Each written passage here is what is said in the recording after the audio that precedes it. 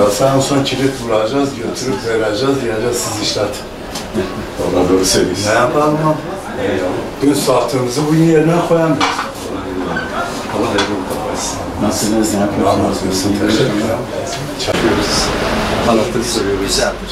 Yerine göre dert dinliyoruz. Yerine göre şikayet dinliyoruz. Yerine göre öneri alıyoruz. Velhasıl öyle. Yalnız mı çalışıyorsun? Hey yalnızız. Allah razı olsun. Allah günün şartlarına göre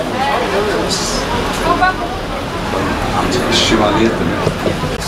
Geleceğini eskiden bir umut ışığı var, şu an böyle umutsuz bir toplum var. Ama inşallah iyi olur diye. Allah hayretsin. Yine mücadele edeceğiz. Tabii mücadele etmemiz lazım. Sonuçta herkes işini yapacağız. Biz bu işi yapacağız. uzaydan, siz de farklı yapacaksınız. Yani bu toplum eğer değişecekse, dönüşecekse yine bizim de olacak. Yani Tabii buranın toplumda insanları. İnsanlar kendimizi mantıklı değiştirmezsek mantıklı düşünürse, aklı hareket ederse, hukukun adaletin olduğunu idrak ederse olmayacak diye bir şey yok. Ama işte bizim en büyük sıkıntımız şu an adalet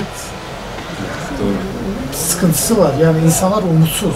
Bu ülkede birinin malına ikinci el konulup 60 yıllık, 70 yıllık bir insanın malına el konulup birine peşkeş çekiyorlar. Bu doğru bir şey değil.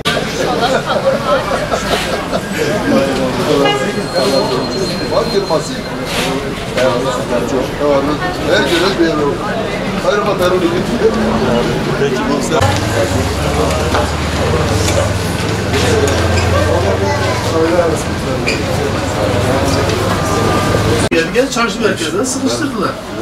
Alan esnafı oluyor. Allah akıl fikir versin hepimize. Kolay gelsin. Görüşürüz.